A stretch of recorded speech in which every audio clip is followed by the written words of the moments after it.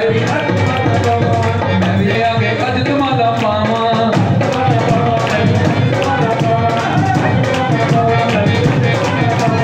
मैं भी तेरे दर ते आगे अज तुम्हारा पावा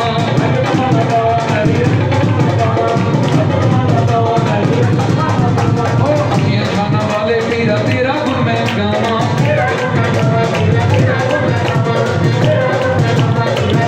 अखियां खाना वाले पीरा तेरा गुण मैं गावा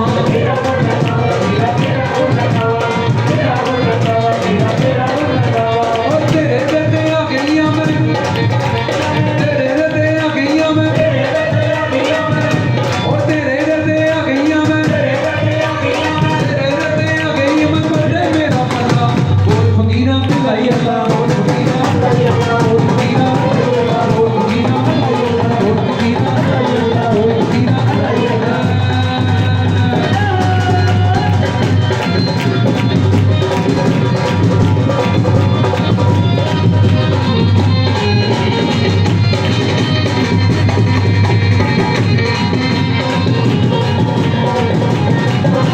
ओ मैं भी तेरे दर ते आके अज तुम्हारा पावां ताड़ी लगे उठियां जाना वाले पीरा तेरा गुण मैं गावां तेरे दर ते आ गईयां मैं तेरे दर ते आ गईयां मैं बड़े मेरा मल्ला बोल फकीरा बोल फकीरा बोल फकीरा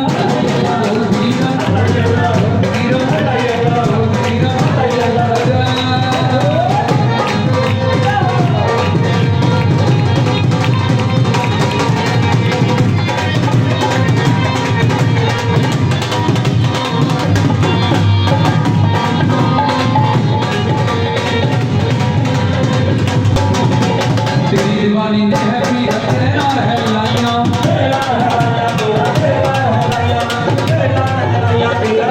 तेरे दर ते ओ तेरे दर ते करां मैं सेवा नाल करां सफाइयां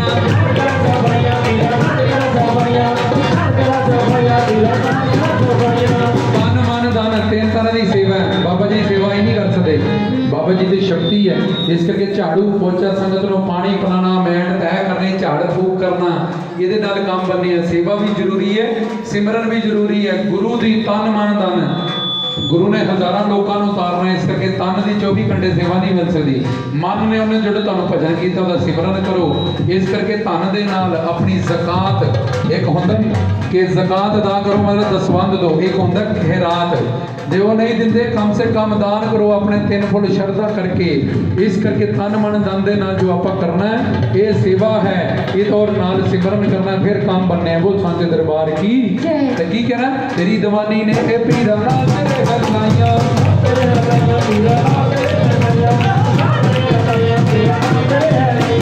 तेरे जल करम से वनार करा सफाइयां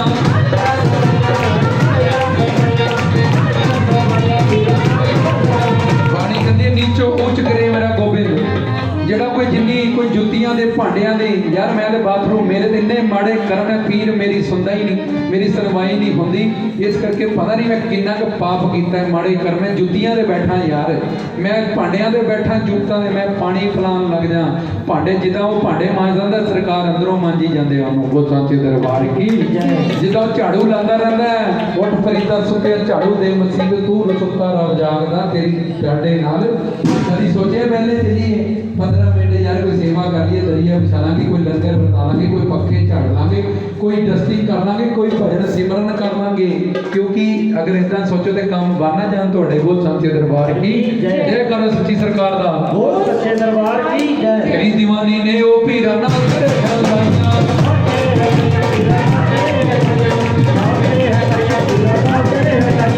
तेरे दर ते करम से वनार करा सफाइयां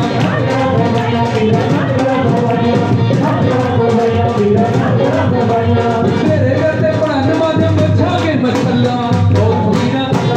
बोल फकीरा बोल फकीरा बोल फकीरा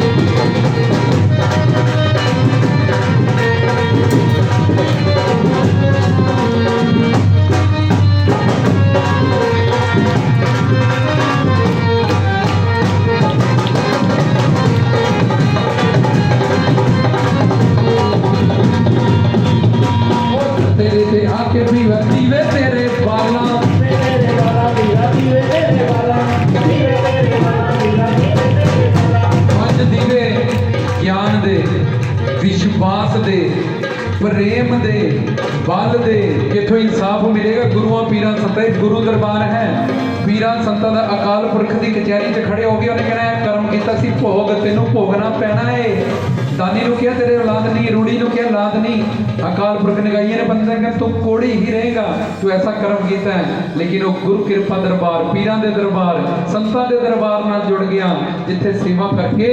आप अपनी तकदीर बदल सकते हैं आप अपने लेख बदल सकते हैं आप कुछ भी पा सकते हैं अकाल पुरख की कचहरी च जो आप किया उसका फल मिलता है संसार च असीं अपने बंदे का साथ देने चाहे वो गलत होए तां भी असीं अपने पुत्र का अपने रिश्तेदारों नाल ही खड़े होने हैं ये बेइंसाफी का संसार है और करतार दे अंदर जो कर्म है उन्होंने भोगना पैंदा लेकिन दरबार जिथे आके कोई बख्शिया जाता है तो उन्होंने फिर अकाल पुरख भी कुछ नहीं कहता दिन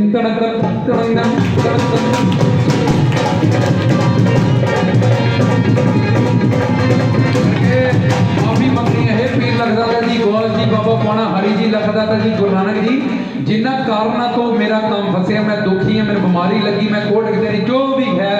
मैं तुहानू अरदासा करना है मैनू तुसी बख्श दो तुहाड़ियां न्याज़ां ले तुहाड़ी हाज़री चाहे मेरा ये मैला मन मेरे ये कर्म माड़े तुसी नर्ज करो तुहाडे को पावर है तुसी मैनू बख्शो तुसी बख्शनहार हो तारनहार हो असी चर्च च जाने कन्फैस करते हैं इस करके मंदिर मस्जिद गुरुद्वारियां दे विच आपां जाके जदों बख्शनहार तारनहार वो तारेगा ते तां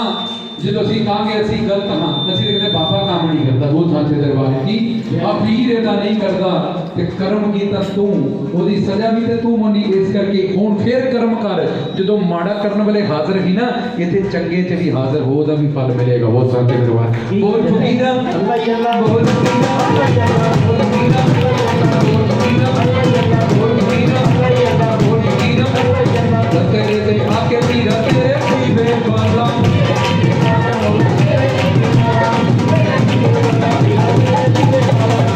तेरे ते आके पीरा जीवे तेरे पाला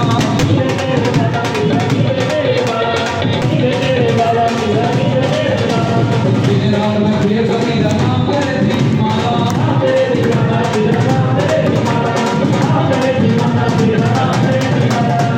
तेरे तो भाइयां मंगन नाले पाया चंगा और फकीरा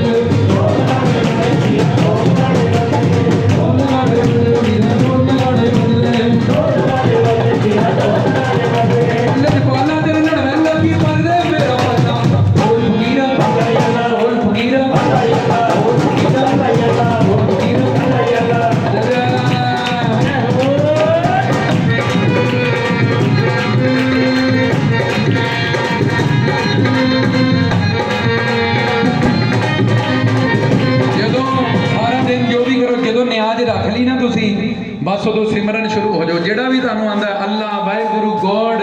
यहोवा जेड़ा भी नाम परमात्मा कहते कुछ कह सच्चे मन दे नाल कह सोने चो कुछ बना पीर दी न्याज रखदी पीर परमात्मा दा रूप है अल्लाह फकीर हाजर नाजर जानदा है यह नहीं हाय गुड़ किथे रखे है भगवान ने फ्रंट कान जो वेखो ये खत्म है वो खत्म पहले तैयारी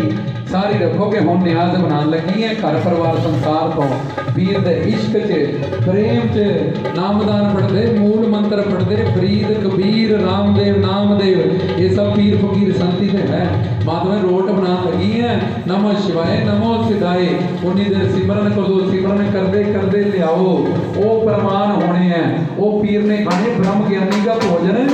ज्ञान वो सांचे दरबार की पीर भाव का भुख है प्रेम का भुख है। एक भी दाना न्याज का नहीं घटता जिहड़ा लियाते हैं क्यों क्योंकि उन्हें तुहाडा भाव ग्रहण करना है प्रेम ध्यान करना वो तो है नहीं तो फटदा फुटदा बंदा लैके आ गया। इस करके न्याज बनानी है लखदाता दी। लखदाता जी ने कितना दुनिया में उतारिया नानी नूं रोड़ी नूं इदां कीता उदां कीता गौस जी ने इदां कीता देग बनानी है नानक जी ने इदां कीता बाणी ने की नहीं दिता ये भाव नाल लैके चलना। बोल फकीरा बोल फकीरा बोल फकीरा बोल फकीरा